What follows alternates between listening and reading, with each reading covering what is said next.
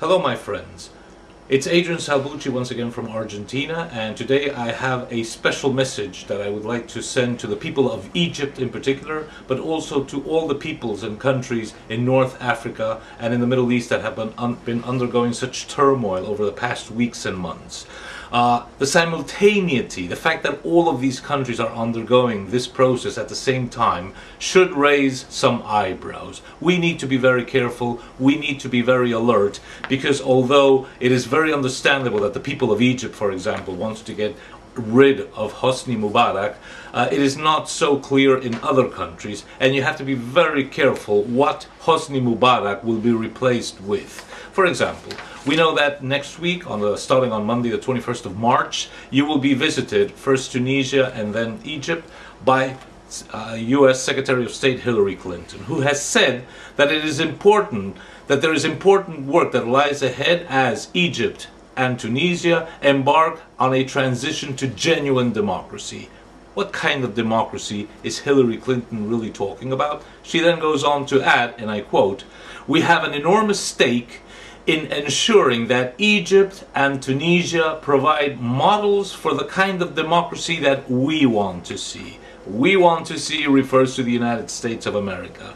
And that type of democracy that Hillary Clinton and President Obama and the United States and its allies and the global power elite want to see is a democracy, quote unquote, that is completely subservient to and controlled by the money power. So much so that Hillary goes on to say that the United States will be giving the provisional Egyptian government in the hands of the Egyptian army donations and support, and that includes $60 million to help in the upcoming elections. In other words, they are saying openly that they want to control the Egyptian democratic electoral process with money. They need to have the money power totally entrenched in there. So much so that they are even concerned that things are going too quickly, that the government, the transitional government in Egypt of Field Marshal Mohammed Hussein Tantawi is going too fast. They would like to see it go slower because they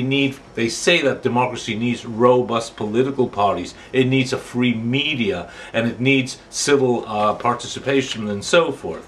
What they're saying in between the lines is that they want Egypt to build the kind of democracy that they want and that they need so that they can control Egypt. So please, stop thinking in terms of black and white. Of course, Hosni Mubarak was an absolute traitor because he went against the very ideology of General Gamal Abdel Nasser, who, like all great statesmen, identified the real enemies of Egypt. That is the first law, the first rule of a true statesman. Identify your enemy. And he correctly identified the enemy of Egypt as the United Kingdom, the United States, France during the Suez crisis, and the State of Israel. Then in came Sadat, and Sadat sort of cozied up to Israel and cozied up to the United States. And in the case of Mubarak, you have had 31 years of a leader, a regime that went totally against the ideology of its founder, General Gamal Abdel Nasser. Because Hosni Mubarak allied himself with the United States, with Britain, and very especially with Israel, especially when he closed off the border in January 2009 with Palestine, so that the Israelis could better turn Gaza into an absolute concentration camp in the Middle East, a sort of Auschwitz in the Middle East, and Hosni Mubarak helped to do that. Now that is the way that these people, this global power elite works, because this treachery on the part of Hosni Mubarak and Anwar Sadat against the foundational ideology of General Nasser is very similar to what happened in my country, Argentina, where General Juan Perón in the 40s and the 50s, like great statesmen, identified the real enemies of Argentina: Great Britain, the United States of America, and to a lesser extent even international Zionism. What did years later Carlos Menem do? He inverted the ideological foundations of Peronism and allied himself to the United States and to Britain. And what do he did that from the right? And what are the Kirchners, the president of Argentina, both her husband Néstor Kirchner as well as Cristina Kirchner, who is the lady president that we have? They ally themselves with the United States, with Britain, and with the State of Israel completely. So they have completely inverted the ideological foundations of Peronism. So what to do? You need to be very alert, because Hillary Clinton is coming, and Hillary Clinton is saying it very clearly. She wants Egypt to become a model of the democracy subordinated to money that they want to implement in Egypt. And Egypt is important, because if they succeed in having Egypt have that sort of money-controlled democracy, all the other countries will follow suit. And they have no problem even in toppling those regimes that were friendly to the United States in Saudi Arabia, in Kuwait, even in Bahrain and elsewhere, because they figure as long as they are replaced by democracy, by this type of democracy, we will be able to better control it with the money power, and more important, we will be eroding the nation state of Egypt, of Tunisia, of all the countries in the region, which means that ties in very nicely and very neatly into one of the key points and key objectives of the global power elite, which is to erode piece by piece, as former Ambassador Richard Gardner said in Foreign Affairs, the journal of the Council on Foreign Relations, back in April 1974. He said that that the global power elite needs to erode the nation state piece by piece. And that is exactly what they are doing. They want to do in the Middle East, as they have done in Latin America. Because we too, in Latin America, had strong men, had very authoritarian regimes in the 50s and the 60s, and even in the 70s, all promoted by Washington. We had the generals, the military junta in Argentina, General Videla, General Galtieri. Chile had General Pinochet. Paraguay had General Stroessner. Brazil had its generals. Uruguay had its generals. Peru. All these countries were controlled by pro-American generals, pro-American strongmen. When they no longer needed them, they completely weakened and displaced them, and they were all replaced by the brand of democracy that Hillary wants to see now in Egypt, which is money-controlled democracy. And please keep this in mind for the Egyptian people and for all the people in North Africa and in the Middle East.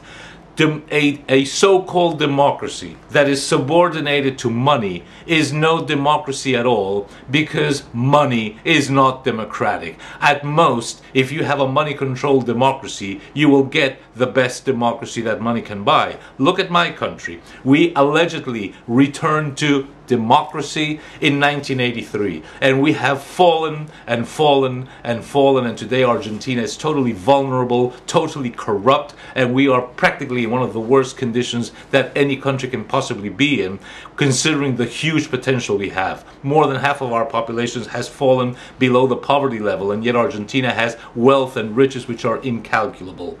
What does this money-controlled democracy give you? In the worst of cases, as we have today with President Cristina Kirchner, a government financed by money coming from suitcases full of cash that came in from abroad, political contributions from drug and narcotics interests, and other such stolen money, even money stolen by the Kirchners themselves when they were governors of the state of the province of Santa Cruz, which is where they originally made their political fortune.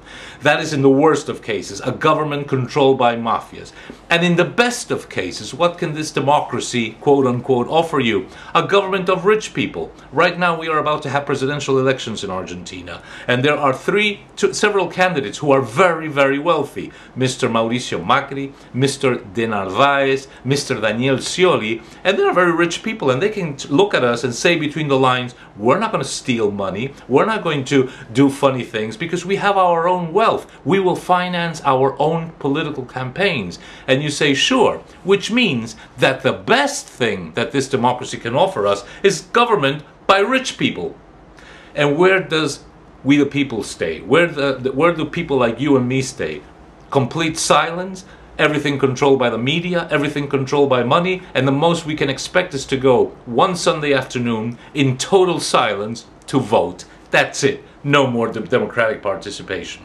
So we have to be very careful, and Egypt has to be very careful not to fall into that same trap, because that is why Hillary wants your provisional military government to go more slowly. They need to build up aligned political parties. They need to do all these things to ensure that they will have exactly what they want and not what we the people want.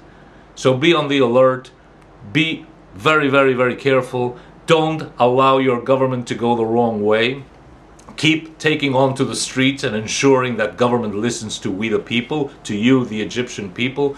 Don't think in terms of black and white, that it was either Hosni Mubarak or democracy. No, no, no.